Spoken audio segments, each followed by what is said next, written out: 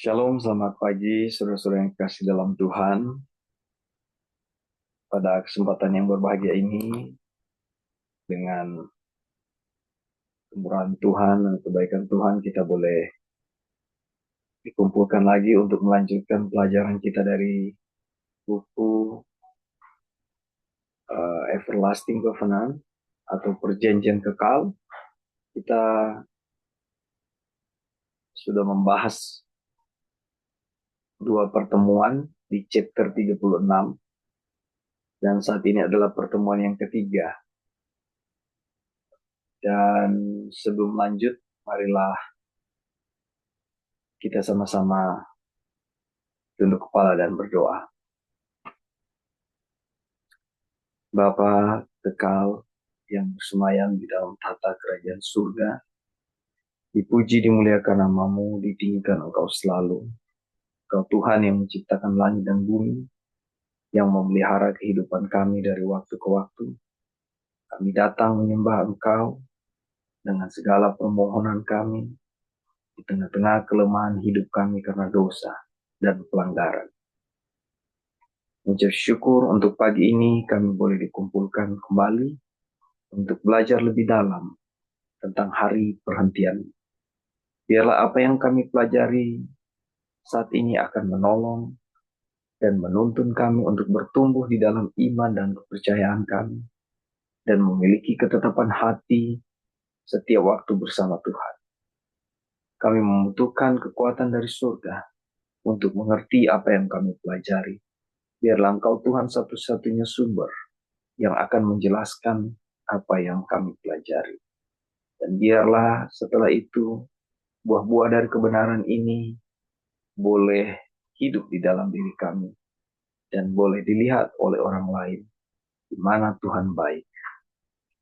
Kiranya berkat surga menyertai Bible study kami, jaringan internet boleh baik adanya, dan begitu juga kami yang sedang belajar boleh menerima berkat dari surga. Terpuji namamu Bapa, dimuliakan Engkau selalu. Nyerahkan Bible study kami ke dalam tangan-Mu, dan biarlah kehendak-Mu yang jadi atas kami. Dalam nama anak-Mu Yesus Kristus, Tuhan dan Juru Selamat kami yang hidup. Amin. Pertemuan sebelum kita akan review dulu apa yang hari Sabat.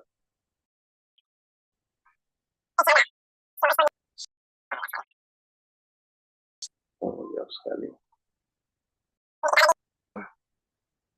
Pertemuan ketiga ya, di pertemuan yang kedua yang disampaikan oleh Brother Lauri.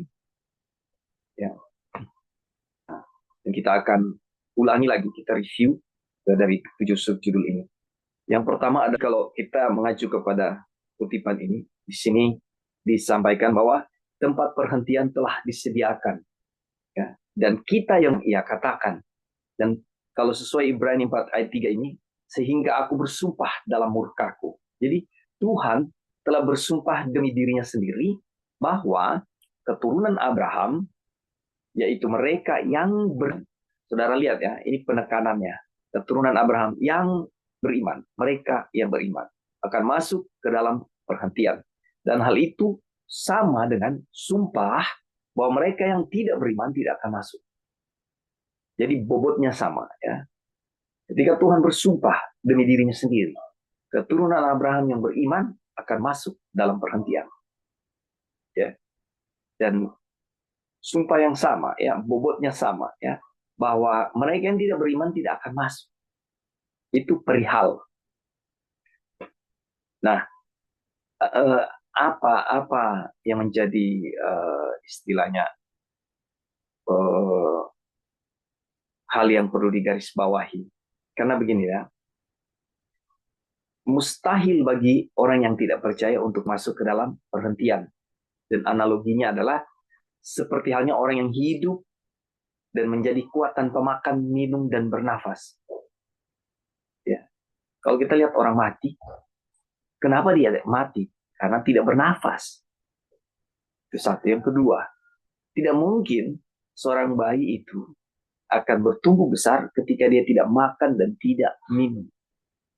Jadi dalam hal ini, bukanlah dikatakan satu keputusan yang sewenang-wenang dari Tuhan. Ya. Ini kalau saya berpikir ini terjadi secara alami, timbal balik. Saudara tidak makan, saudara tidak akan sehat, ya kan? Saya tidak makan, saya akan tidak bertumbuh. Ini jelas. Jadi ketika kita tidak beriman, apakah mungkin kita bisa masuk dalam perhentian? Ya, luar biasa. Lalu subjudul kedua yang kita sudah sempat pelajari, perhentian semua sudah disiapkan. Ya, jadi Tuhan sudah siapkan. Fakta bahwa mereka tidak dapat masuk karena ketidakpercayaan. Ya, artinya sudah disiapkan. Lalu ada yang tidak masuk karena ketidakpercayaan. Ini menunjukkan ya bahwa mereka akan masuk jika mereka percaya. Ya. Dan fakta bahwa perhentian yang sempurna telah tersedia bagi mereka. Ya, pekerjaannya sudah selesai sejak dunia dijadikan.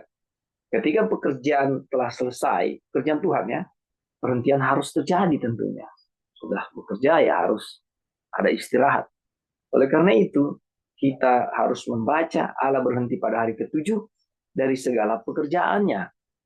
Kita tahu itu ya, banyak belajar tentang itu. Tapi di uh, kesempatan ini dan melalui buku Everlasting Covenant atau perjanjian kekal ini, kita lebih dituntun untuk masuk lebih dalam pada apa yang disebut perhentian itu. Nah, kita lihat di sini, kita melihat bahwa perhentian yang telah disediakan, ya, yang tidak dimasuki oleh Bani Israel karena ketidakpercayaan mereka adalah perhentian yang berhubungan dengan hari ketujuh. Kita akan lihat hubungannya ya. Karena perhentian Tuhanlah yang ditawarkan kepada mereka, dan perhentiannya itulah yang tidak mereka peroleh. Dan kenapa tidak diperoleh ya? Dan hari ketujuh adalah hari Sabat, perhentian Tuhan. Itulah satu-satunya perhentian yang kita baca sehubungan dengan Tuhan. Tuhan beristirahat pada hari ketujuh dari semua pekerjaannya, dan perhentian itu telah siap segera setelah pekerjaan penciptaan selesai. Jadi kalau kita mau bicara apa yang masih tersisa dari Taman Eden, ini adalah hari Sabat Tuhan atau perhentian itu. Ya, dan ini sudah disiapkan. Kita ke subjudul berikut, pekerjaan Tuhan dan perhentian Tuhan. Manusia tidak dapat beristirahat dari satu pekerjaan sampai pekerjaan itu selesai. Ini jelas ya, kalau saudara kerja, ya tentunya saudara rata-rata orangnya perfeksionis. Kebanyakan orang yang saya kenal, yang saya lihat, itu perfeksionis. Artinya gini, dia mau selesaikan kerjanya dulu, baru dia akan beristirahat. Ya, istilahnya bahasa Indonesia yang kita gunakan tanggung kalau tidak diselesaikan, lalu kita harus istirahat. Ya, jadi tipikal orang banyak, dan ini yang terjadi. Manusia tidak dapat beristirahat dari satu pekerjaan sampai pekerjaan itu selesai. Pekerjaan Allah adalah penciptaan, suatu pekerjaan yang lengkap dan sempurna. Ya, itu pekerjaan Tuhan, lengkap dan sempurna. Kejadian 1:31 dan Kejadian 2 ayat 1 sampai 3 dibilang begini. Allah melihat segala yang dijadikannya itu sungguh amat baik. Jadilah petang dan jadilah pagi. Itulah hari ke-6. Demikian diselesaikannya langit dan bumi dan segala isinya. Ketika Allah pada hari ke-7 telah menyelesaikan pekerjaan yang dibuatnya itu, berhentilah ia pada hari ke-7 dari segala pekerjaan yang telah dibuatnya itu. Lalu Allah memberkati hari ke-7 itu dan menguduskannya. Karena pada hari itulah ia berhenti dari segala pekerjaan pencipta yang telah dibuatnya itu. Pekerjaan Tuhan dan perhentian Tuhan. Ya, dikatakan pekerjaannya yang lengkap dan sempurna. Oke, di review ini dari 3 judul yang sudah kita ulangi ini, apakah ada yang mau kasih tambahan? Mungkin ada yang saya lewati. Nah, kalau belum kita lanjut. Pekerjaan yang sempurna dan lengkap. Ya. Pekerjaan Tuhan itu sempurna. Dan sebaik yang dapat dilakukan oleh Tuhan sendiri, sesempurna dia sendiri. Jadi dikatakan Tuhan sempurna. Tentunya pekerjaannya juga sempurna. Dan semuanya sudah selesai. Oleh karena itu perhentian juga sempurna. Ini indah sekali saudara, pelajaran ini luar biasa. Tidak ada noda kutukan, itu adalah perhentian yang mutlak, murni, dan tanpa campuran. Tuhan memandang pekerjaannya dan tidak ada yang membuatnya menyesal. Tidak ada yang mendorongnya untuk berkata, seandainya aku mengulanginya lagi, tidak ada celah untuk mengubah atau memperbaiki. Jadi artinya begini, keterlanjuran Tuhan saat dia menciptakan itu, ya, dalam konteks sempurna, itu tidak akan membuat ada bahasa dari dia, seandainya aku bisa mengulanginya lagi. Tidak ada bahasa itu, tidak dikenal di dalam penciptaan, di dalam pekerjaan Tuhan. Karena dikatakan apa sempurna, seperti sesempurna adanya Tuhan. Tuhan itu sempurna. Seperti itulah. Ya. Dia sangat puas dan senang dengan apa yang telah dia kerjakan. Ya. Lidah atau pena mana yang dapat menggambarkan atau pikiran mana yang dapat membayangkan rasa kepuasan yang tak terbatas. Ini rasanya Tuhan, saudara-saudara. Kedamaian dan kepuasan yang nikmat yang pasti mengikuti pekerjaan yang telah selesai dan dilakukan dengan baik. Siapa yang bisa gambarkan ini, saudara? Dikatakan pena apa, ya, atau lidah apa yang bisa mengukirkan, menjelaskan, menggambarkan bagaimana puasnya Tuhan itu. Bumi ini tidak memberikan kenikmatan seperti itu, saudara. Di subjudul berikut, perhentian yang dimasuki Adam. Ya. Peristirahatan yang tiada tara inilah yang Allah berikan kepada manusia pada mulanya. Ya. Tuhan mengambil manusia itu dan menempatkan dalam Taman Eden untuk mengusahakan dan memelihara taman itu. Kejadian 2:15 ya. Eden berarti kesukaan, kesenangan. Taman Eden adalah taman kesukaan. Dalam kata Ibrani yang di tempat ini diterjemahkan menempatkan adalah kata yang berarti perhentian. Ya. Dan ini adalah kata yang darinya nama Nuh berasal. Ya. Lalu Tuhan Allah mengambil manusia itu dan menempatkannya untuk beristirahat dalam taman kesukaan itu. Untuk mengusahakan dan memelihara taman itu. Ini luar biasa, saudara-saudara. Jadi perhentian yang dimasuki Adam itu. Ya.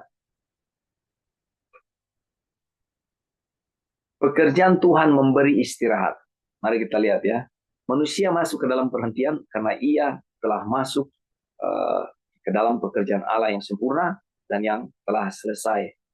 Karena manusia itu buatan Allah, diciptakan dalam Kristus Yesus untuk melakukan pekerjaan baik yang dipersiapkan Allah sebelumnya, supaya ia hidup dalam pekerjaan itu, Efesus 2:10. Nah, inilah pekerjaan dikehendaki Allah, yaitu hendaklah kamu percaya kepada Dia. Saudara, ini bahasa ini diulang-ulangi. Ya. Inilah pekerjaan yang dikehendaki Allah. Pekerjaan apa? Percaya kepada Dia. Dan hanya dengan imanlah Adam dapat menikmati pekerjaan Allah dan mendapat bagian dalam perhentiannya. Penekanan tentang iman di sini terlalu kuat, saudara-saudara. Dan akan diulang-ulangi lagi. Ya. Karena segera setelah ia tidak percaya kepada Allah dan menerima perkataan iblis, ia kehilangan segalanya. Jadi imanlah, ya, dengan imanlah Adam dapat menikmati pekerjaan Allah. Bagaimana dia ada di Taman Eden, apa tugas-tugasnya, ya. Dan Taman Eden itu adalah tempat perhentian. Dan semua itu dilakukan dengan iman. Tapi setelah ia tidak percaya kepada Allah, ya, dan menerima perkataan iblis, ia kehilangan segalanya. Ya, ruginya minta ampun. Dia tidak memiliki kuasa dalam dirinya sendiri. Ini manusia ya. Saudara lihat ya, manusia yang waktu itu diciptakan sempurna. Ya. Dia tidak memiliki kuasa dalam dirinya sendiri karena dia hanyalah debu tanah. Dan dia dapat mempertahankan peristirahatannya dan warisannya hanya selama dia mengizinkan Allah bekerja di dalam dirinya. baik menurut kehendak maupun pekerjaan menurut kerelaannya. Saudara lihat, ya, selama ya kita mengizinkan Tuhan bekerja di dalam diri kita, ya, jadi benar-benar manusia debu, tidak ada kuasa apa-apa, ya, dan kita tidak dapat mempertahankan rest, peristirahatan dan warisan. Nggak bisa kita pertahankan itu selama kita tidak mengizinkan Tuhan, atau kita berakhir di awalnya kita mengizinkan Tuhan bekerja di dalam diri kita lalu kita berubah, ya, itu tidak akan bisa pertahankan. Ada yang mau kasih tambahan di sini, saudara? Ini review kita di pertemuan kemarin, sahabat, yang disampaikan oleh Brother Lauren. Baik, kalau belum ada, kita lanjut. Ya, ini subjudul terakhir yang kita bahas kemarin, ya. Istirahat dalam aktivitas. Kita yang percaya akan masuk ke dalam perhentian, ya, karena inilah pekerjaan yang dikehendaki Allah, yaitu hendaklah kamu percaya kepada Dia. Ingat, saudara-saudara, pekerjaan yang dikehendaki Allah, hendaklah kamu percaya kepada Dia. Ini diulangi beberapa kali, ya. Kedua pernyataan ini tidak bertentangan, tapi memiliki makna yang sama. Karena pekerjaan Allah yang menjadi milik kita dengan iman adalah pekerjaan yang telah selesai. Dan karena itu, masuk ke dalam pekerjaan itu berarti masuk ke dalam perhentian. Ya. Pekerjaan itu apa, saudara? Ya, hendaklah kamu percaya kepada Dia. Ketika saya merenungkan pekerjaan ini, pekerjaan yang dikehendaki Allah adalah hendaknya kamu percaya kepada Dia. Ini benar-benar masuk ke dalam perhentian. Silakan saudara renungkan. Silakan saudara renungkan. Pekerjaan kita itu adalah hendaknya percaya kepada Dia. Dan coba saudara bayangkan, kalau kita bilang percaya, itu artinya beriman, dan iman yang bertumbuh. Itu artinya kita berserah dan percaya tuntunan Tuhan. Hilang sudah kekhawatiran, saudara-saudara. Itu logika yang saya dapat secara pribadi. Mungkin saudara punya pengertian dan pemikiran yang lain. Tapi ketika saya percaya kepada Tuhan, seakan-akan selesai. Ya, kekhawatiran saya, ketakutan saya. Itulah yang disebut perhentian. Karena pekerjaan Allah yang menjadi milik kita dengan iman adalah pekerjaan yang telah selesai. Dan karena itu, masuk ke dalam pekerjaan itu berarti masuk ke dalam perhentian. Jadi kalau saudara percaya kepada Dia, ya, dan itu adalah pekerjaan yang Allah kehendaki, itu kita sama dengan masuk ke dalam perhentian. Oleh karena itu perhentian Allah bukanlah berdiam diri, bukan bermalas-malasan, ya. Kristus berkata, Bapakku bekerja sampai sekarang, maka aku pun juga bekerja. Namun Tuhan, ialah Allah kekal yang menciptakan bumi dari ujung ke ujung. Ia tidak menjadi lelah dan tidak menjadi lesu. Ia bekerja dengan firman-Nya untuk meneguhkan apa yang telah diciptakannya pada mulanya. Kristus berkata, Bapakku bekerja sampai sekarang, maka aku pun juga bekerja. Apa pekerjaan saudara dan saya? Ya, jangan berhenti percaya. Karena Bapakku bekerja sampai sekarang. Dia bekerja dengan firman-Nya untuk meneguhkan apa yang telah diciptakannya pada mulanya. Jadi mereka yang telah percaya kepada Allah, dan karena itu telah masuk dalam perhentian. Sinkron, ya, saudara-saudara. Dan dinasihati seperti ini. Berjaga-jagalah untuk memelihara perbuatan baik. Ya, which is ini minyak, ya. Tetapi karena perbuatan baik itu diperoleh karena iman. Saya terjemahkan. Terus berbuat baik, saudara. Dan biarlah saudara percaya, perbuatan baik itu karena hasil dari iman. Karena beriman. Ya. Dan bukan hasil, biarlah kita percaya. Ya. Dan kita mengagungkan Tuhan dengan pekerjaan itu. Dengan kebaikan itu. Dan kita mengakui itu Tuhan. Ya. Bukan hasil pekerjaan kita. Yang sudah kita usahakan sendiri. Apapun jenisnya. Silakan saudara namai. Maka perbuatan baik itu harus dipertahankan dengan iman. Tetaplah berbuat baik dengan iman. Tetapi iman memberi perhentian. Dan oleh karena itu perhentian Allah itu selaras dengan yang harus disertai dengan aktivitas yang paling besar. Silakan saudara, di review ini ada tambahan. Ada yang masukkan? Kemarin saya dengar di akhir Bible study, pendeta ada memberikan statementnya.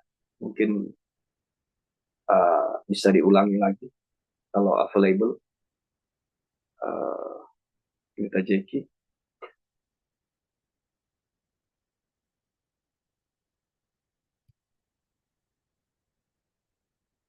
Jadi saudara-saudara bisa lihat ya, inilah pekerjaan yang dikehendaki Allah, yaitu hendaklah kamu percaya. Jadi kalau Tuhan terus bekerja sampai sekarang, kita pun harus bekerja. Apa pekerjaan kita? Percaya. Dan jangan berhenti percaya kepadanya.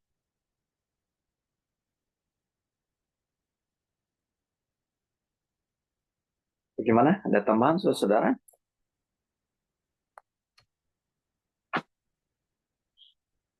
Baiklah, kalau belum ada, kita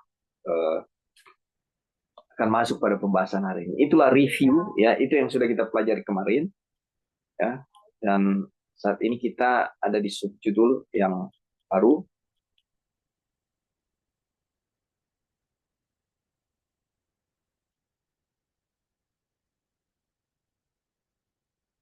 dosa dan keletihan.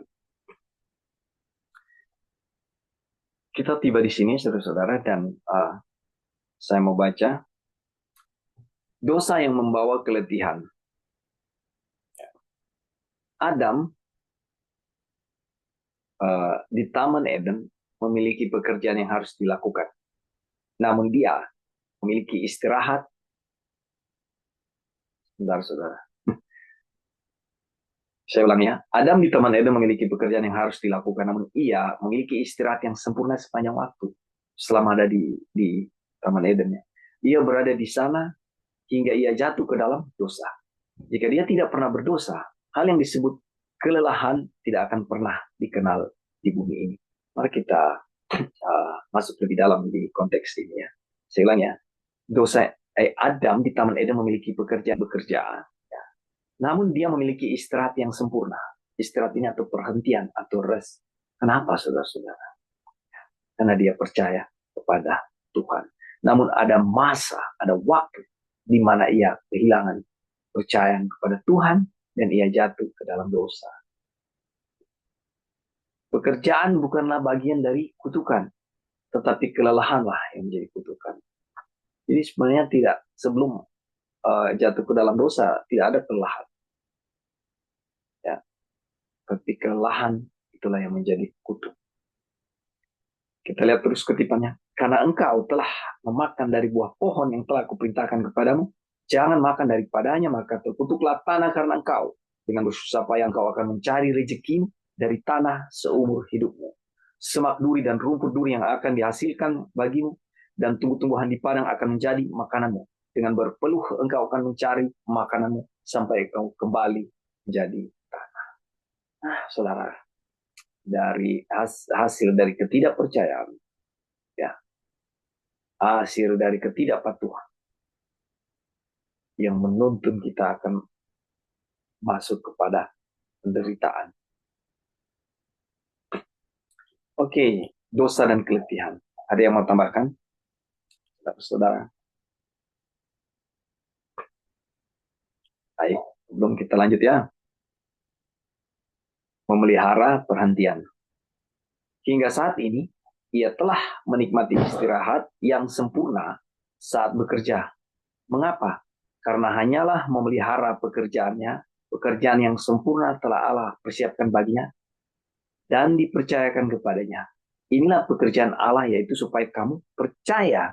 Oleh karena itu, pekerjaan Adam adalah memelihara iman. Saudara, diulang-ulangi dalam statement Wagoner ini dia tulis. Ya. memelihara iman pekerjaan Adam.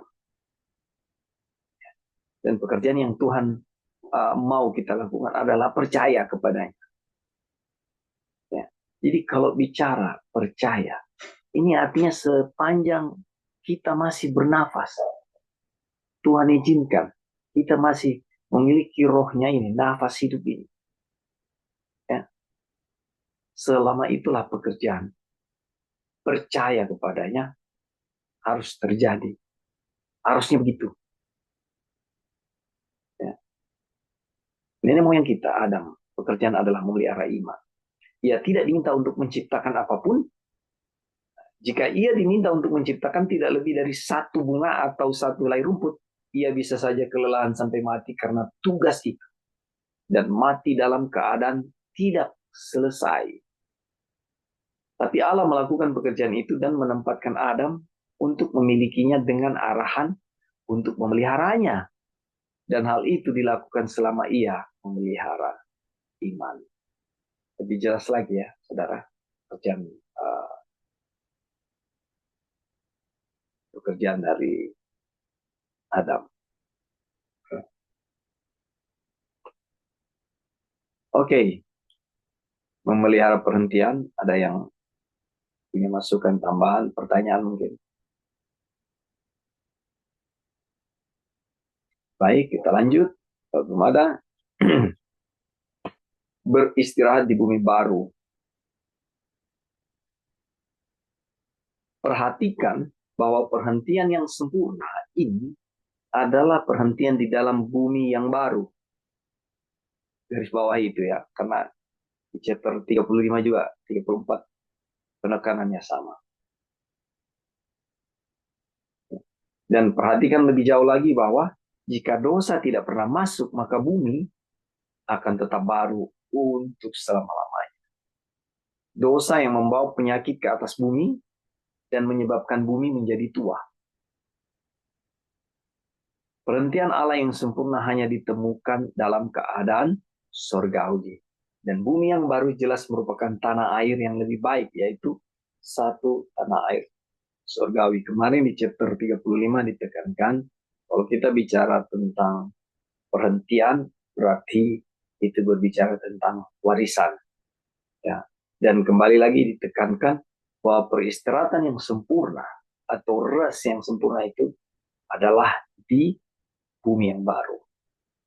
Ya. Dalam keadaan surgawi. Itulah perhentian Allah. Hanya bisa ditemukan dalam suasana surgawi. Dan bumi yang baru jelas merupakan tanah air yang lebih baik, yaitu tanah air surgawi. Apa yang diberikan kepada manusia pada mulanya ketika ia dimahkotai dengan kemuliaan dan kehormatan, yang telah hilang ketika ia jatuh dalam dosa yang kehilangan kemuliaan Allah. Tetapi yang dimiliki oleh Adam kedua, yang dimahkotai dengan kemuliaan dan kehormatan karena penderitaan maut, itulah yang telah dijanjikan Allah kepada Abraham dan keturunannya. Abraham kedua kita tahu ya, Tuhan Yesus. Dan akan diberikan kepada mereka ketika Mesias datang pada waktu pemulihan segala sesuatu. Beristirahat di bumi baru. Ini kita tinggal ulang-ulangi di chapter 35 juga ini ditekankan. Ya. Ada yang mau kasih tambahan sejauh ini, saudara?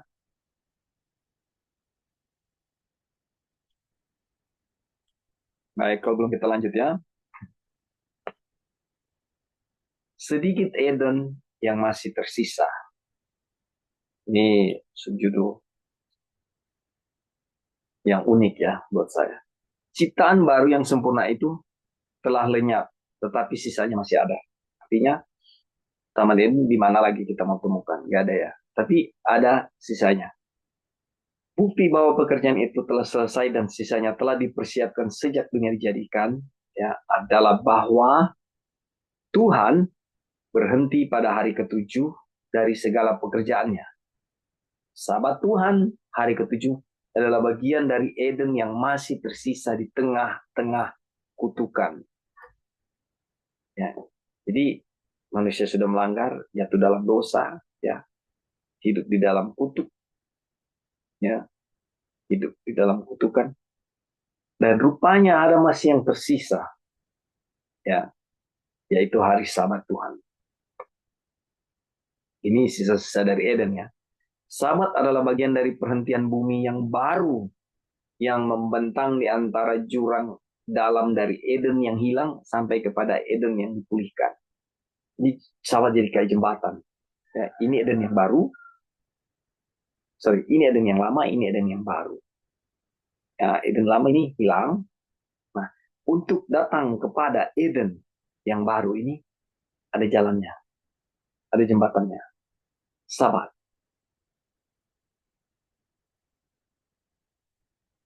Sabat adalah bagian dari perhentian bumi yang baru yang membentang di antara jurang yang dalam dari Eden yang hilang sampai ke Eden yang dipulihkan. Karena Sabat mengakhiri minggu penciptaan dan merupakan satu bukti bahwa pekerjaan telah selesai. Sabat adalah materai dari penciptaan baru yang sempurna. Sekarang ciptaan yang baru diperlukan dan itu harus dilakukan dengan kuasa yang sama seperti pada mulanya. Ya, di sini saudara di judul sedikit Eden yang tersisa. Ini kita bisa lihat lebih dalam lagi Sabat ini apa.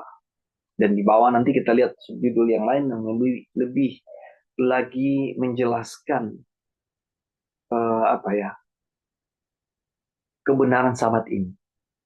Ya. Di dalam Kristus segala sesuatu diciptakan dan jadi siapa yang ada di dalam Kristus ia adalah ciptaan baru. Kadang ini hanya menjadi satu apa ya ayat yang kita baca ya. Tapi kalau kita renungkan saudara, kalau saudara dan saya ada di dalam Kristus, kita adalah ciptaan baru. Nah, menjadi pertanyaan dalam kehidupan sehari-hari, apakah kita terus selalu ada di dalam Kristus? Ya. Sementara kutipan lain bilang bahwa Kristus ada di dalam kita.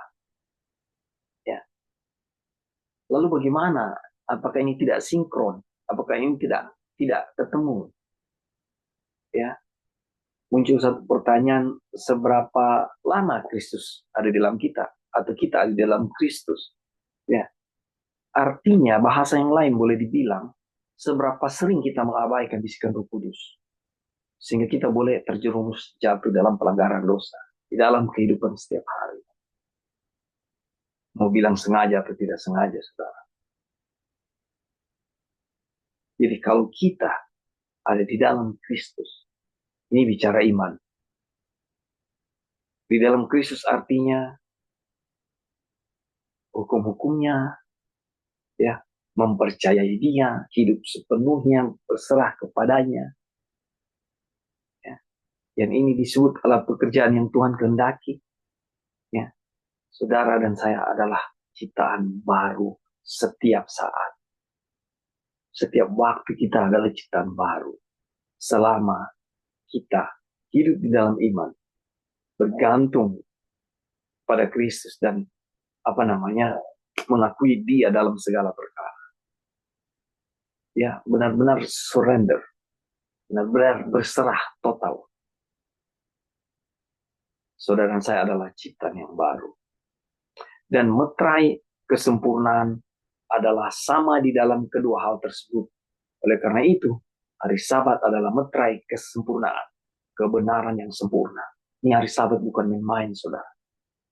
Bukan sekedar yang dipelajari oleh orang Advent, ya, atau siapapun itu yang mengagung-agungkan hari ketujuh, mengagung-agungkan Sabat.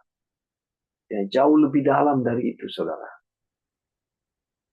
Ya, ini bicara iman. Ini bicara perhentian kekal, rest yang sesungguhnya. Ya, ini meterai, saudara. Bukan sekedar pembahasan, hanyalah Sabat meterai.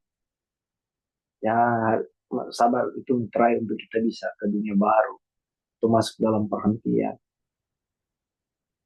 Saudara beriman hari ini, atau saya beriman hari ini, dalam kehidupan hari-hari di bumi ini, ya, kita sedang mempraktekkan bagaimana perhentian yang sesungguhnya itu.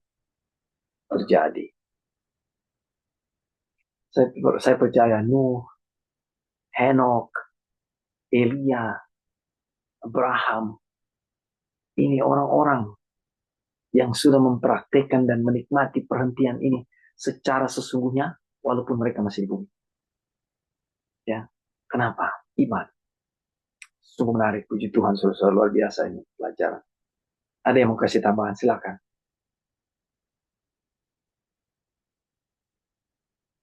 Jadi sahabat bukanlah kayak sekedar, oh ya kita tahu sahabat hari perhentian. Tapi makna lebih dalam lagi,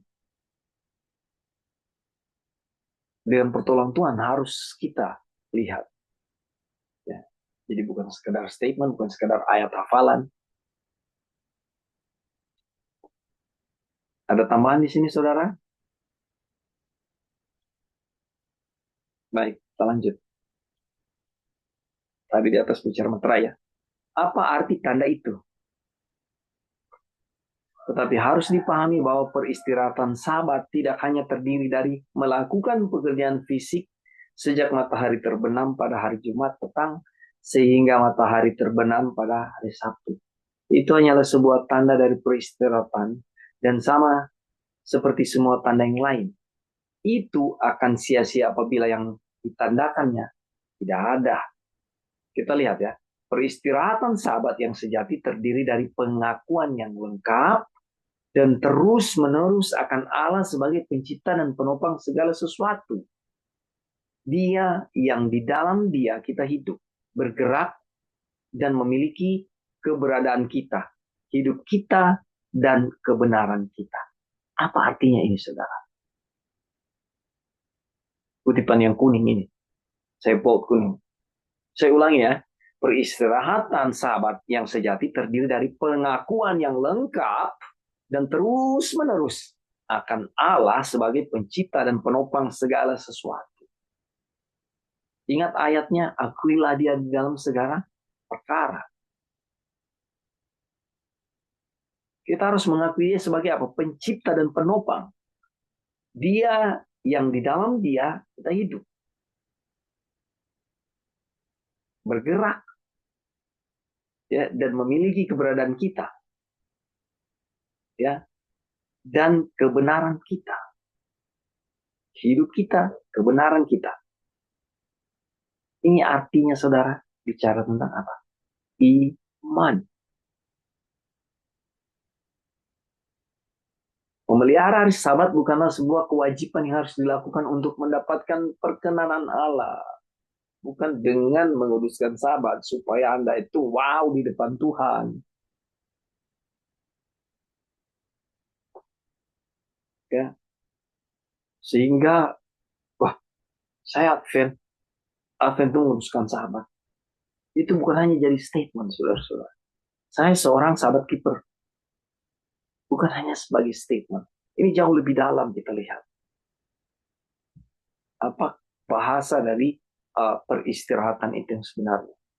Apa arti kata Sabat yang sebenarnya?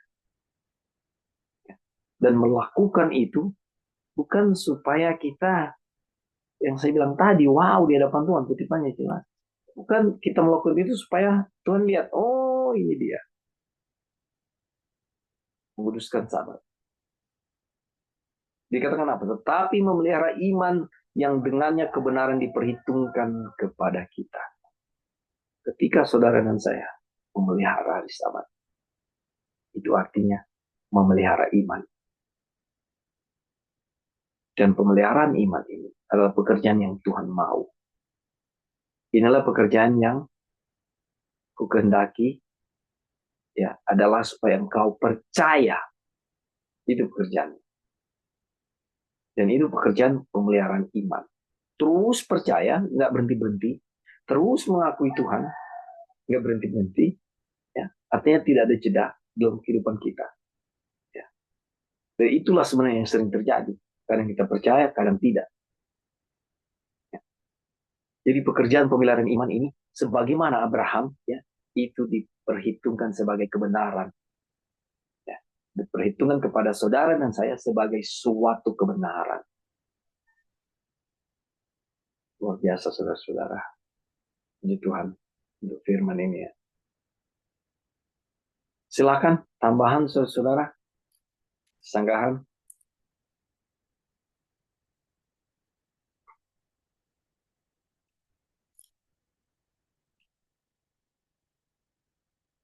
Oke, baik.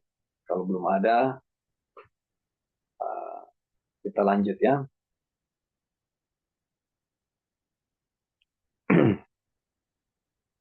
Sabat bukanlah sebuah pekerjaan. Ya, ini ada ada apa yang hilang ini? Kalimat. Sabat bukanlah sebuah pekerjaan. Pekerjaan tidak ada tempat untuk membantah bahwa kita tidak boleh memelihara hari Sabat, hari ketujuh, karena kita tidak diselamatkan oleh perbuatan kita. Karena Sabat bukanlah sebuah pekerjaan, melainkan peristirahatan. Peristirahatan Allah. Barang siapa telah masuk dalam perhentiannya, ia sendiri telah berhenti dari segala pekerjaannya. Sama seperti Allah berhenti dari pekerjaannya. Ibrani 4 ayat 10. Pemeliharaan Sabat yang benar bukanlah pembenaran oleh perbuatan. Ya, terkadang saudara-saudara ketika hari Sabat, kita itu seperti orang kebakaran jenggot. Hari Sabat, hari Sabat, hari Sabat ini. Jangan bicara omong kosong. Jangan belanja. Ini hari Sabat. Ya, jangan nonton TV. Ini hari Sabat. Ya, saudara, penekanan itu lebih kepada perbuatan pelanggaran.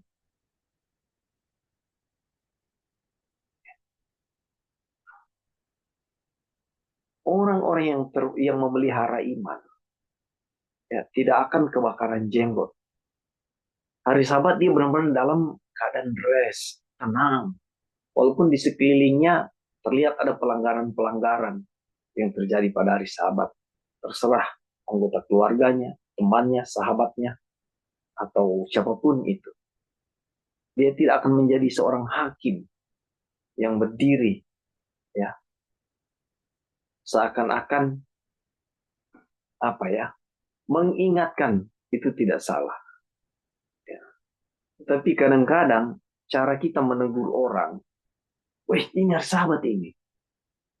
Kamu kok nonton TV? Kamu kok belanja hari Sabat?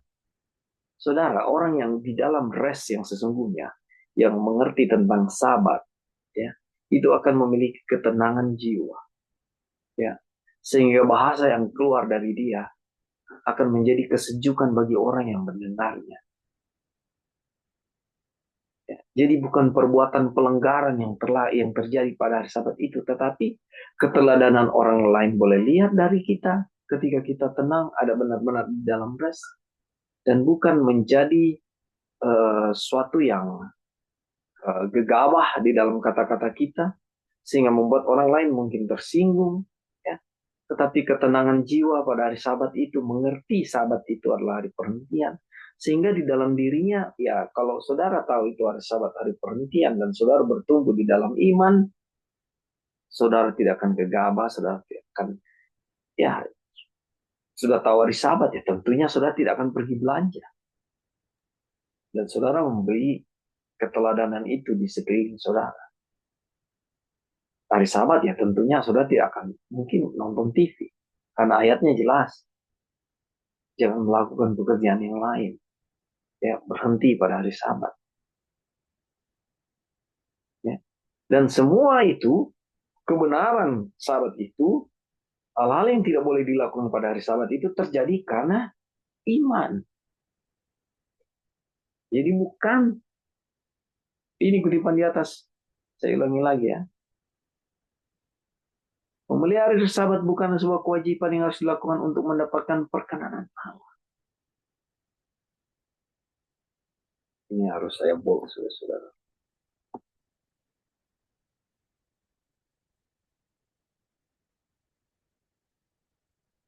Jelas ya. Pemeliharaan sahabat adalah pembenaran oleh iman. Saya ulangi, yang merah ini kutipan bagus sekali.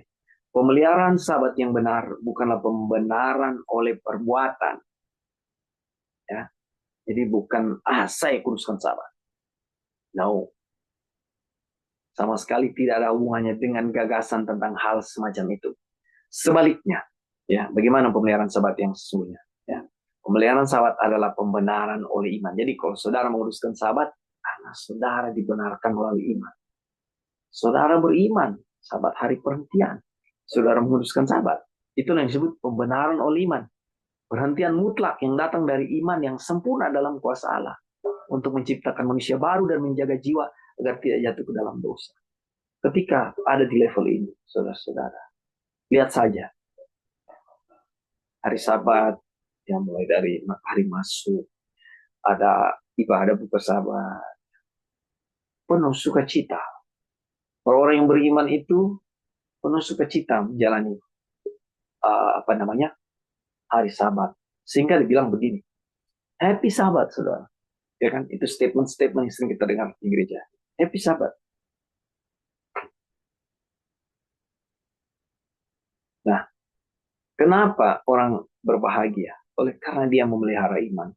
Dia mengerti Sabat itu apa. Dia mengerti perhentian yang sesungguhnya ada di situ. Dia mengerti pekerjaan yang dikehendaki Allah pada saudara dan saya. Sehingga ada ketenangan dalam hati. Rest yang sesungguhnya pada hari Sabat. Sukacita yang keluar dari wajah. Ya. Bahagia. Dan itulah yang disebut pembenaran oleh iman. Dan itulah yang disebut kita dibenarkan oleh iman. Diperhitungkan benar. Nah, iman. Oke, ada yang mau kasih tambahan di sini, saudara? Sebelum kita ke sudut lain. Baik, kalau belum kita lanjut ya. Firman Tuhan dasar iman dan perhentian. Tetapi iman timbul dari pendengaran. Dan pendengaran oleh firman Allah. Sehingga sia-sia saja jika ada orang yang mengaku beriman kepada Allah, tapi mengabaikan atau menolak firman Allah. Ya, jadi nggak bisa, saudara, tidak, sama sekali tidak bisa ketika ada penolakan kan firman Tuhan. Tapi kita bicara, saya beriman. Ya, oleh karena iman hanya timbul dari pendengaran akan firman Tuhan. Manusia harus hidup oleh setiap firman yang keluar dari mulut Allah. Saudara dan saya harus hidup dari setiap firman yang keluar dari mulut Allah. Di dalam setiap firman Allah ada kehidupan. Apa yang membedakannya? Apakah kita percaya? Itu yang menjadi polemik selama kita menjalani kehidupan dari hari ke hari. Antara percaya dan tidak. Jika seorang tidak mengetahui lebih dari satu firman Allah, dan menerima firman itu sebagai firman Allah, maka ia akan diselamatkan oleh firman itu. Artinya, kalau saudara cuma tahu satu firman, ya, dan firman yang lain saudara tidak tahu, saudara akan dibenarkan. Saudara akan diselamatkan oleh firman itu. Allah berbelas kasihan kepada orang yang tidak tahu dan tidak mengharuskan manusia untuk mengetahui sejumlah hal sebelum mereka dapat diselamatkan. Jadi bukan saudara hafal semua isi Alkitab, bukan saudara minum air rebusan Alkitab, lalu saudara bisa diselamatkan. Ya. Kita perlu belajar, kita perlu tahu kebenaran itu. Ya. Tapi saudara tidak dituntut untuk istilahnya, oke, saya mau belajar supaya saya diselamatkan. Bukan dalam konteks itu. Ya. Dan lihat ini, tetapi ketidaktahuan yang disengaja adalah hal yang berbeda. Ketidaktahuan seseorang bisa jadi merupakan hasil dari menolak pengetahuan dengan sengaja. Dan orang yang melakukan hal itu menolak kehidupan. Dan hidup itu satu dan sama di dalam setiap firman. Maka barang siapa menolak satu firman saja yang dengan jelas ya telah sampai kepadanya, ia telah menolak semuanya. Ngeri nggak, saudara? Saudara dibenarkan ya Saudara diselamatkan hanya dengan satu firman yang saudara pahami sekali, yang saudara tahu sekali. Ya, sementara yang lain saudara mungkin belum tahu, tapi saudara sudah diselamatkan dengan satu firman itu. Tapi kebalikannya, ya, kalau saudara menolak satu firman, ya, sama dengan menolak semua firman. Saudara bicara tentang iman, iman menerima Tuhan apa adanya. Untuk semua yang kita lihat darinya, dan untuk semua yang tidak diketahui tanpa batas. Ada banyak hal yang tidak kita ketahui, saudara-saudara. Banyak. Ada banyak hal yang kita ketahui dari firman Allah itu sendiri. Ya. Jadi, iman itu menerima Tuhan apa adanya. Tuhan bilang, percaya sama saya. Percaya saja. Kau diselamatkan. Ya, kita percaya saja. Di dalam praktek kehidupan sehari-hari, kadang-kadang terasa sulit untuk menempatkan iman ini. Ya, untuk mempraktekkan kebenaran ini. Ya, atau bertahan di dalam kebenaran ini dalam praktek hidup sehari-hari. Nggak mudah. Kenapa tidak mudah, saudara? Kita belum percaya sepenuhnya.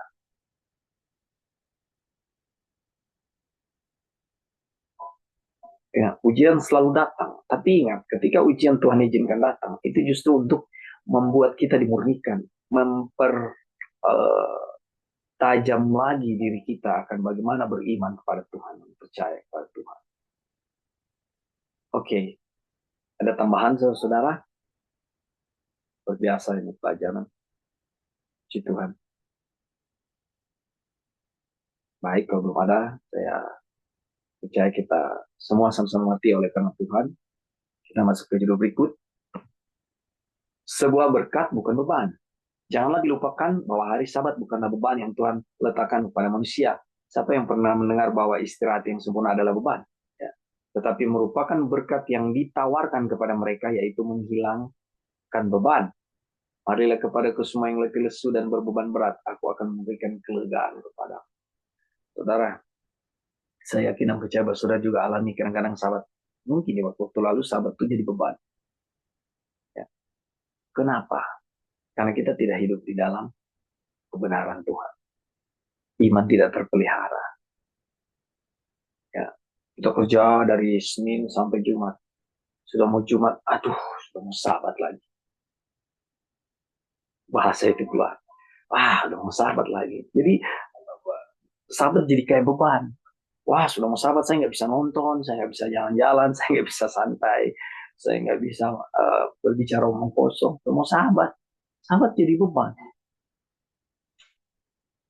Mengapa Sabat jadi beban? Karena iman tidak terpelihara. Itu yang saya ungkapkan tadi di atas. Jangan ini, jangan itu. Ini hari Sabat.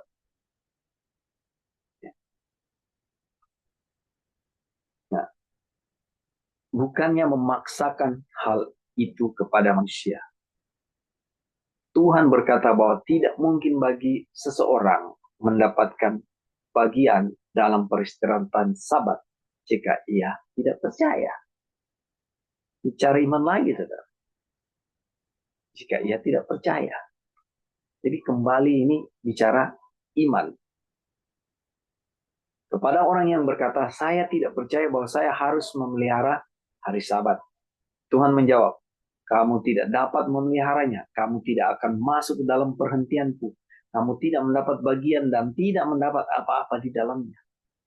Mustahil bagi seorang untuk memelihara Sabat Tuhan tanpa iman. Karena orang yang benar akan hidup oleh iman. Ini kuncinya, saudara. Permasalahan yang selama ini yang mungkin saudara alami, saya alami, pemahaman tentang pemeliharaan Sabat ini.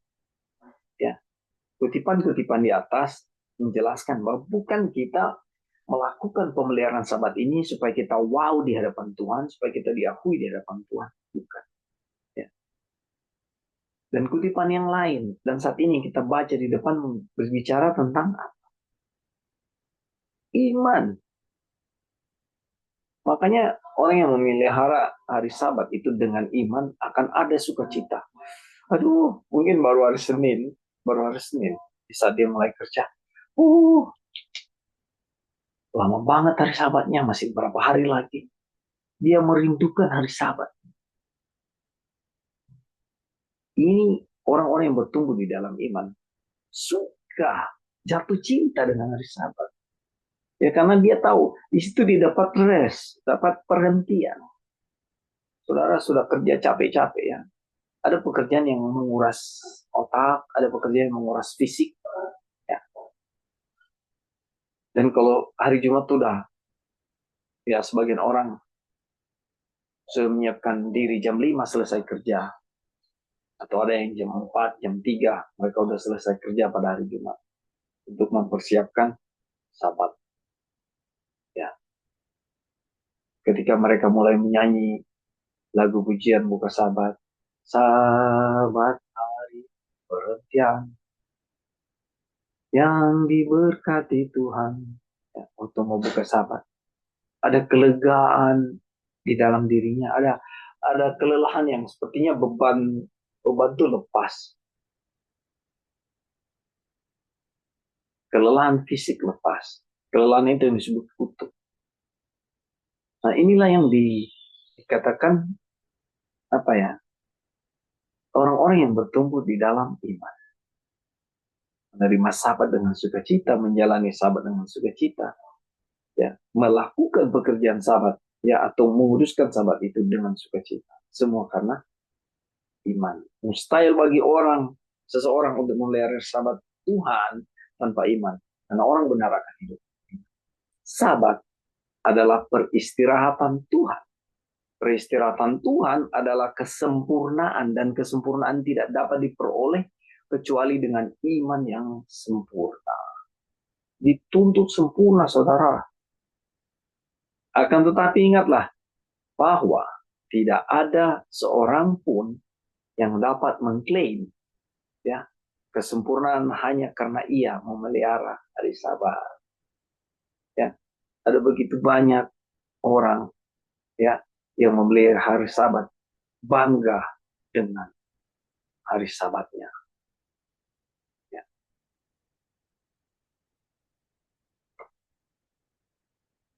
Saudara, itu bukan satu hal atau kesempatan untuk mau menyatakan bahwa saya sempurna karena saya memelihara hari Sabat. Allah adalah satu-satunya yang menilai kesempurnaan. Sehingga hanya dia yang dapat mengetahui apakah seseorang benar-benar seorang pemelihara hari Sabat. Jadi semua ukuran, ya segala ukuran itu dari Tuhan. Tidak bisa kita, saudara-saudara, mengukur. Tidak ada seorang pun yang dapat menghakimi orang lain. Dan tidak ada seorang pun yang dapat mengatakan bahwa dirinya sempurna. Ada sering terjadi di lingkungan persahabatan atau keluarga. Kamu udah gak masuk-masuk gereja. Kamu sudah tidak ke gereja, sahabat. Sikap menghakimi terjadi. Ya, kamu nggak pelihara hari Sabat. Bagaimana kamu bisa selamat? Bahasa-bahasa yang sangat menghakimi orang. Tidak ada seorang pun yang dapat menghakimi orang lain, dan tidak ada seorang pun yang dapat mengatakan bahwa dirinya sempurna. Apalagi mengatakan dia memelihara hari Sabat. Tuhan berkata bahwa Ayub adalah orang yang baik, tapi ketika Ayub berbicara tentang kebaikannya sendiri, ia ditegur dengan tajam. Ya. Jangan kita merasa, saudara. Dan Ayub berkata, ketika dia ditegur, ya, aku membenci diriku sendiri dan bertobat dalam debu dan abu. Lalu apa? Dia mendapat pujian. Ketika Ayub ditegur, dia sadar kesalahan yang dia buat. Dan dia datang dalam pertobatan dalam debu. Dia mendapat apa? Pujian. Luar biasa, saudara-saudara. Saya sangat terkesan sekali dengan kutipan-kutipan ini. Ya. Baik, ada yang mau kasih tambahan? Sebuah berkat bukan beban ya, sahabat.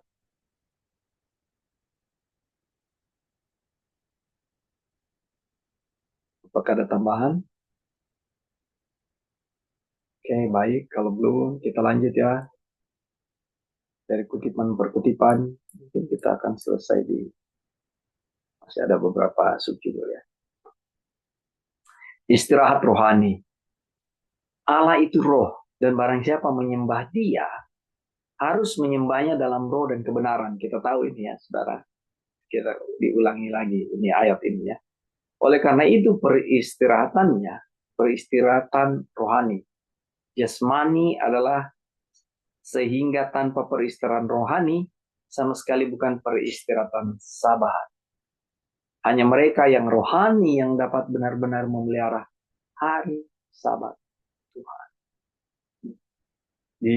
Sudah disinggung di atas saya, ini bicara iman. Selama Adam dipimpin oleh roh, ia menikmati peristirahatan yang sempurna, baik tubuh maupun jiwanya. Tetapi begitu ia jatuh ke dalam dosa, ia kehilangan peristirahatan itu. Tapi meskipun kutuk atas bumi menyebabkan keletihan tubuh, hari Sabat masih tetap ada sejak dari Eden. Janji dan meterai peristirahatan rohani. Jadi Sabat ini yang tersisa dari Eden, yang sampai sekarang masih ada. Berhentinya semua pekerjaan dan kesenangan kita pada hari ketujuh. Dari segala sesuatu yang dapat memberikan keuntungan bagi diri kita sendiri, adalah semata-mata untuk mengakui Allah sebagai pencipta dan penopang segala sesuatu. Dia yang dengan kuasanya kita hidup. Tetapi peristirahatan yang tampak ini hanyalah sebuah lelucon sungguh-sungguh jika jika kita tidak sepenuhnya mengakui Dia sebagai pencipta dan penopang serta menyerahkan diri kita sepenuhnya kepada pemeliharaannya. Jadi percuma saudara menguduskan Sabat, saudara ke gereja hari Sabat, saudara tidak membeli, tidak omong kosong, saudara tidak melakukan hal-hal kesenangan saudara, kesenangan duniawi pada hari Sabat, ya, itu dikatakan percuma dan sia-sia. Kenapa? Kalau kita tidak mengakui Dia sebagai pencipta, ya, atau kita menyerahkan diri kita sepenuhnya kepada pemeliharaannya, ya, atau bahasa sederhananya lagi dari kutipan ini mau bilang kalau kita tidak beriman, kita tidak bertumbuh di dalam iman,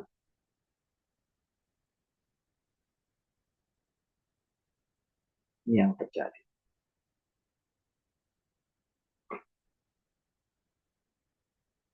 Baik, ada yang mau tambahan di sini. Jadi mereka yang rohani yang dapat benar-benar memelihara hari Sabat.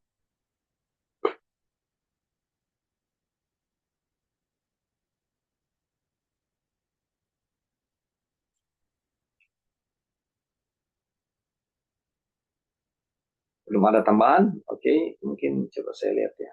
Berapa jauh lagi kita? Oke, masih ada 3 judul dan selesai. Teman orang miskin. Oleh karena itu, hari Sabat adalah sahabat bagi orang miskin.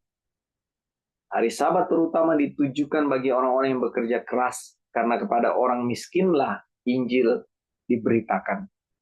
Orang kaya hampir tidak mau mendengar panggilan Tuhan, karena mereka cenderung merasa puas dengan nasib mereka.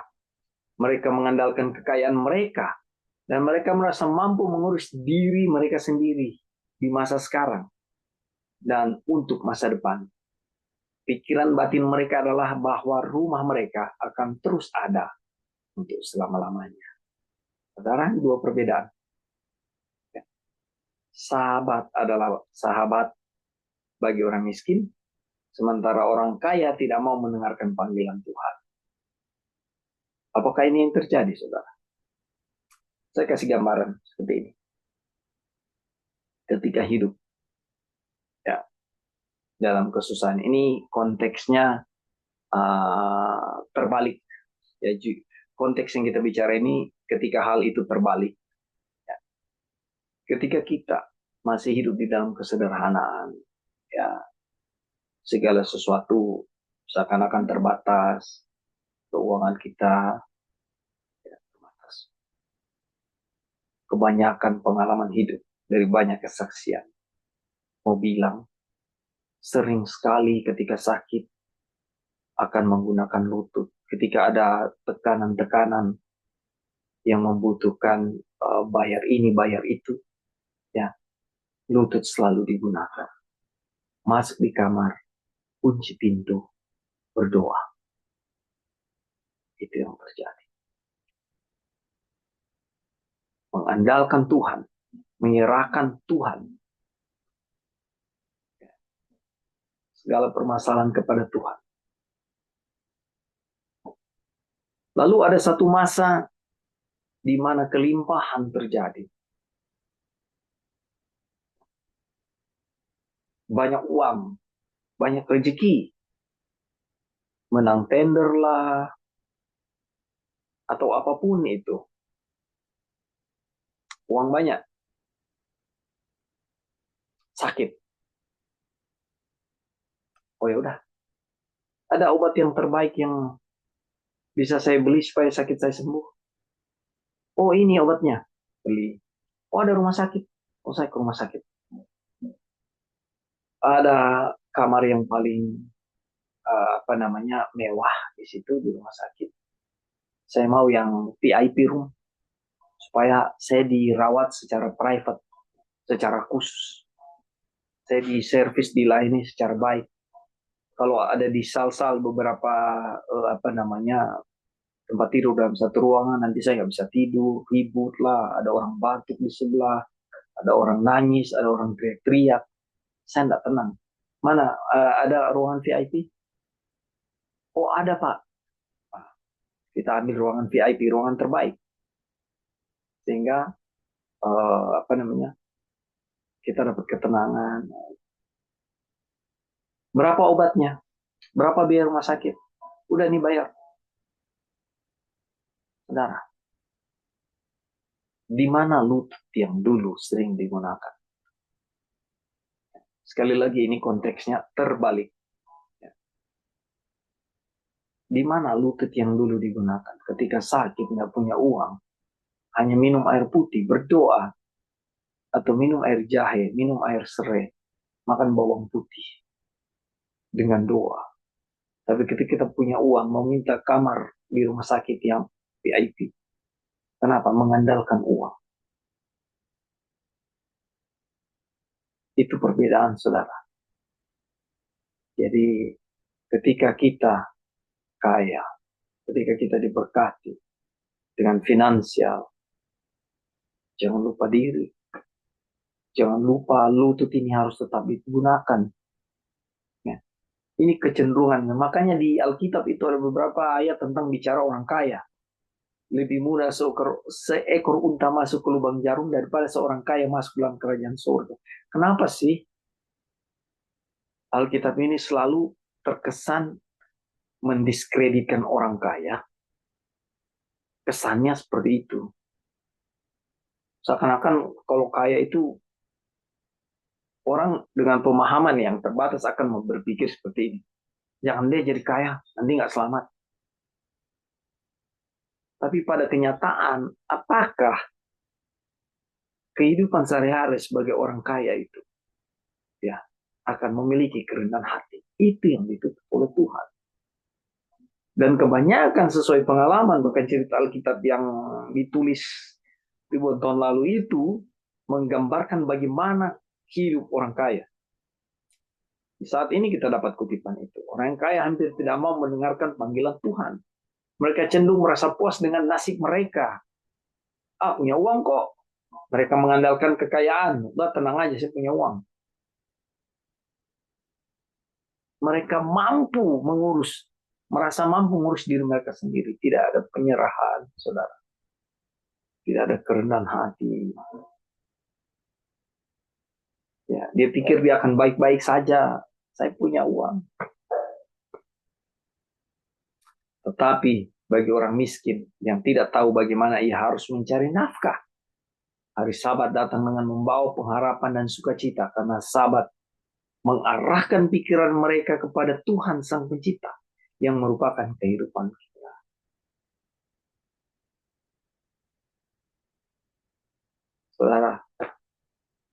ketika lihat hari Sabat, ketika tiba pada hari Sabat, mengingatkan bagaimana pencipta yang memelihara kehidupan. Dia yang menciptakan saya, dia yang memelihara saya. Bagaimana saya lihat hari Sabat. Ada tertulis, tetapi carilah dahulu kerajaan Allah dan kebenarannya, maka semuanya itu akan ditambahkan kepadamu. Daripada harus berkata, bagaimana saya dapat memperoleh penghasilan jika saya memelihara hari Sabat? Atau bisa nggak? Apakah nanti kalau saya pelihara hari Sabat saya diberkati? Bisa nggak saya jadi kaya kalau saya pelihara hari Sabat? Itu bahasa yang lain. Orang miskin dapat melihat di dalam hari Sabat solusi untuk masalah kehidupannya. Kesalehan itu berguna untuk segala sesuatu. Karena ia menjanjikan kehidupan yang sekarang dan kehidupan yang akan datang. Dan kalau kita bicara Matius 25, berbicara tentang miskin. Ya, berbahagialah orang yang miskin di hadapan Allah. Karena dialah yang akan punya kerajaan surga. Miskin atau kaya ini ya disinonimkan dengan apa?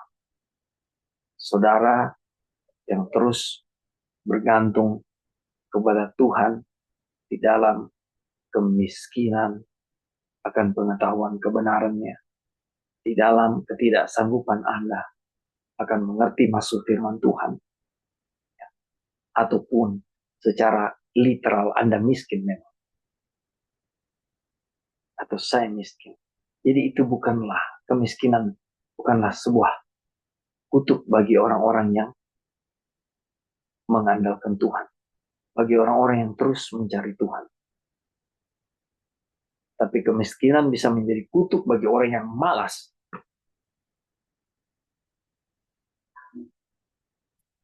Baik saudara, sejauh ini ada yang mau kasih tambahan? Teman orang miskin ya, hari Sabat. Maka ada tambahan? Baik, kalau belum kita lanjut ya. Masih ada 2 subjudul lagi dan kita akan selesai. Hari yang diberkati dan orang yang diberkati. Ingatlah bahwa meskipun hari Sabat adalah hari ke-7 dalam 1 minggu, perhentian yang diberikan oleh hari Sabat bersifat terus-menerus. Ya, artinya begini, bukan karena hari Sabat itu ada di hari ke-7, lalu cuma di waktu itu kita dapat perhentian. Ini dibicarakan sifatnya terus-menerus. Kita lihat ya, sama seperti hari bukanlah seorang manusia. Hari ini bukan manusia. Demikian pula ada perbedaan antara memberkati hari dan memberkati manusia. Allah memberkati hari ke-7, Kejadian 2:3 ya. Tetapi ia memberkati manusia setiap hari. Hari Sabat hanya dipelihara oleh mereka yang beristirahat di dalam Tuhan sepanjang waktu. Ya, kontekstual ya, saudara. Ingat ya, hari Sabat hanya dipelihara oleh mereka yang beristirahat di dalam Tuhan sepanjang waktu. Mau hari apa kayak dia? Ya, sepanjang waktu. Tapi itu bukan statement yang mau menyatakan, ya, semua hari sama. Berbeda tuh. Sabat hari ke-7 berbeda dengan hari-hari yang lain. Tapi dalam konteks berkat, ya, banyak saudara-saudara yang miss konsep. Karena berbicara Alkitab tidak dengan konsep atau konteksnya. Sehingga disamaratakan. Meskipun tidak ada seorang anak Allah telah menaruh berkatnya, sama benarnya dengan orang-orang yang tidak terus-menerus beristirahat di dalam Tuhan. Meja hari Sabat, saudara masih kasih perpuluhan, tapi saudara tidak ada di dalam perhentian bersama dengan Tuhan. Artinya tidak beriman. Menjalani kehidupan terus dengan buah pemikiran diri sendiri, tidak mengandalkan Tuhan. Ya, artinya tidak terus-menerus beristirahat di dalam Tuhan. Saudara, pahamilah bahwa kelegaan percaya sepenuhnya kepada Tuhan. Mengandalkan dia di dalam segala perkara. Dalam kehidupan kita hari demi hari. Inilah yang disebut rest. Sehingga saudara istirahat dari kelelahan pikiran, istirahat dari kekhawatiran. Ya, saya punya Tuhan yang besar. Dia akan menjadi solusi bagi saya. Di dalam menjalani kehidupan saya. Bahkan saat ini, bahkan setelah Bible study. Rest, saudara, istirahat. Ya. Terus menerus, walaupun bukan pada hari Sabat. Karena kalau kita terus menerus dalam rest bersama Tuhan, kita disebut apa? Ya, orang-orang yang memelihara itu, saudara, rest.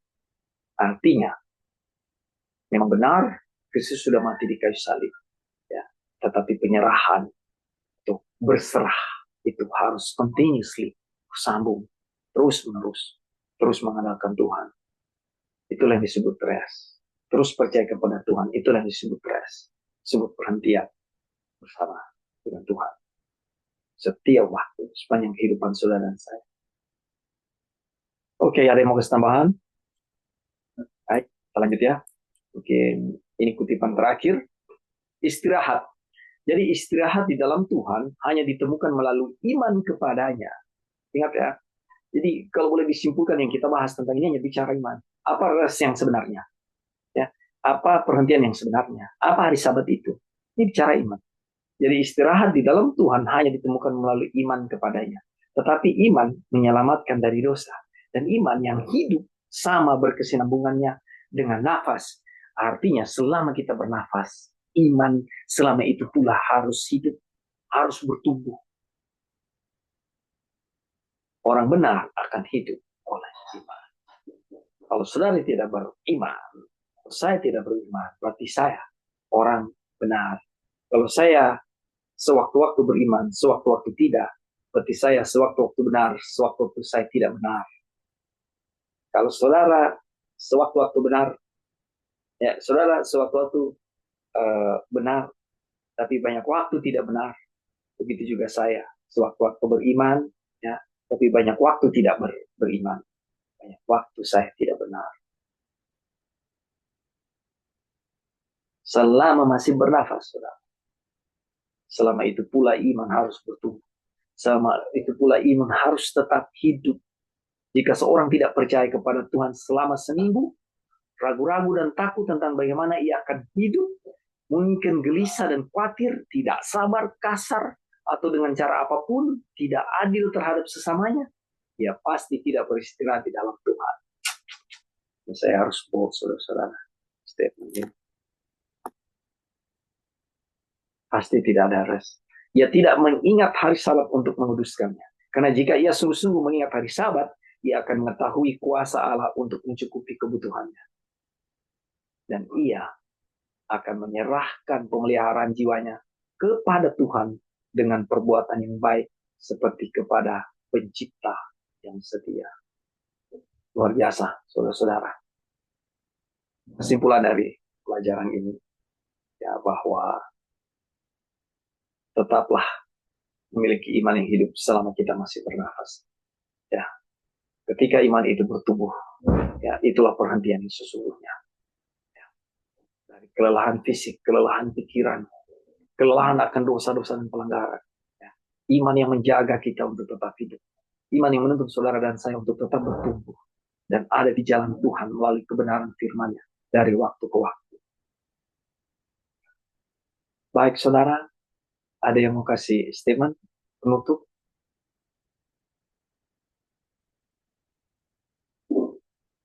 Oke, saya percaya bahwa Tuhan memberkati kita. Saya percaya Tuhan yang menjelaskan hal ini kepada kita semua untuk lebih dalam mengerti apa yang disebut perhentian yang sesungguhnya. Perhentian di dalam Tuhan yang sesungguhnya. Ya, dan kiranya senantiasa boleh menjadi bahan yang kita ingat-ingat selalu tentang apa kebenaran yang sejati ini yang sudah kita terima dari Tuhan, dan biarlah kemuliaan hanya bagi nama Tuhan. Saya bawa dalam nama Tuhan kita, Yesus Kristus.